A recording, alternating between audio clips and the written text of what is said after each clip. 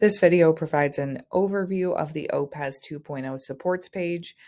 You'll find various resources and materials that may be helpful to OPES state trainers or also even superintendents, principals, and maybe other folks who may be falling under OPES or utilizing it as an evaluation tool. So on this page, you'll see various topics. And so this is how the website is kind of designed, that you can click on any of these topics. And you can also click up in the upper right-hand corner and you can click any of those topics there as well. So I'm going to start by looking at the OPES 2.0 overview. On this part of the website, you're going to find an introduction to OPES. There's a narrated PowerPoint and various supporting resources. So what's in the framework, which is law, what those supporting materials and resources are that ODE has available, some different frequently asked questions, and a local decision-making guide. You will also see the login to Ohio ES, which is where everything is housed. That's where the superintendents do their LEA setup. And then all of the OPES data is housed there, all the evaluation data, as well as OTES and OSES. So it's that online reporting system. Then we will move into the Ohio Principal Standards. So we know that everything in OPES is based off of those standards. So you'll see links to the standards, kind of like a standards one page at a glance type thing. You'll see some a PowerPoint, self-assessment, and then you'll see various resources by standard area. So it kind of gives a question to reflect in each standard area. And if you click on these links, they will take you, so you can see there's different videos, blogs, different resources to help support an administrator in growing in that standard area. So this would be a perfect way to kind of set the tone of reflecting and also thinking about how to use these tools to set the professional growth plan. You will also see some other materials for reflection, including the standards for professional development and a link to Ohio Principal Leadership Supports page. So there's going to be a lot of information there as far as calendars and information on professional development, different associations, links to higher education, and then also some resources again by the principal standard areas. So next, we're going to take a look at the professional growth plan resources. So you will see here the PGP template and then also an introduction to the PGP. And so it's just a brief introduction and a narrated PowerPoint so you can kind of listen and engage in all about the PGP for administrators. So moving forward, there are various narrated PowerPoints. These are very short PowerPoints, walking an administrator through the development of their PGP.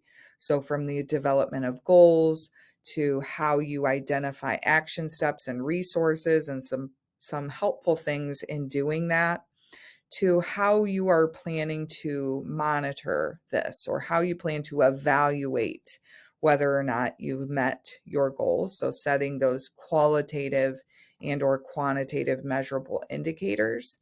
And then lastly, considering how your plan is aligned to district and or building improvement plans.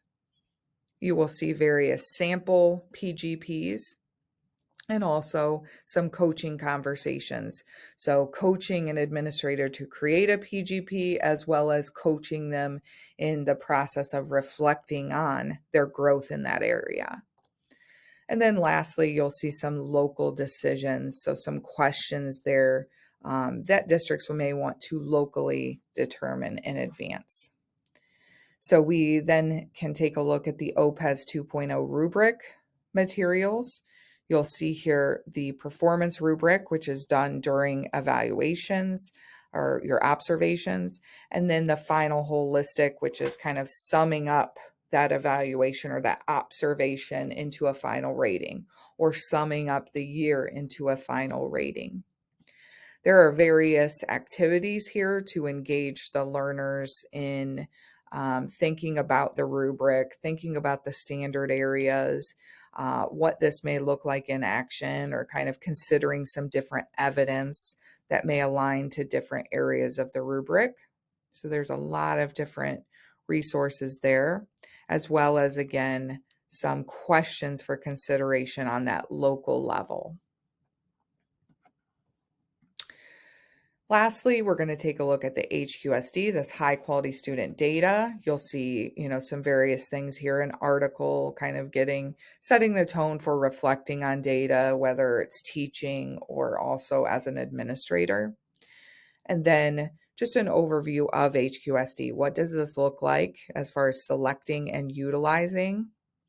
And kind of narrowing the field to what types of data we're looking at as administrators in this process.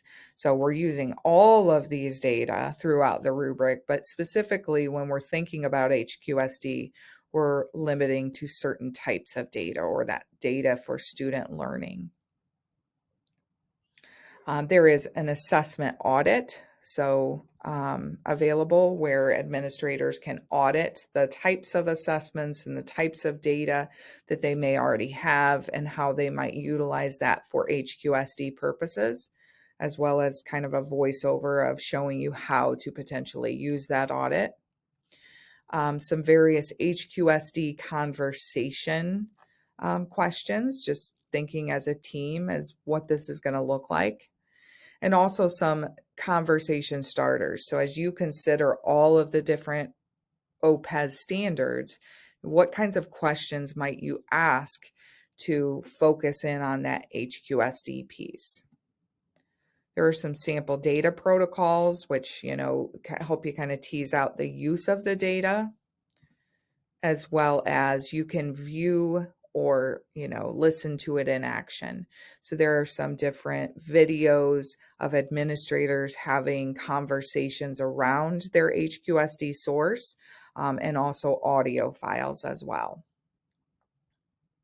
So that really helps you kind of put it into practice, or thinking about putting it into that practice.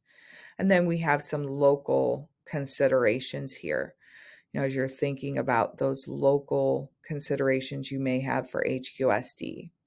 So to get back to the main page, I'm just going to click up on the top right here, this OPES 2.0 supports.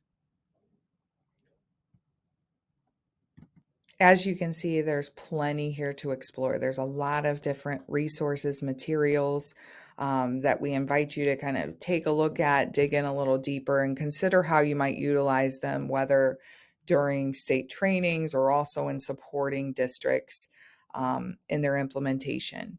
And you as a district, you may decide that there's some different valuable resources here that you might utilize as you are conducting your OPES evaluations, or helping others learn more about their OPES evaluation.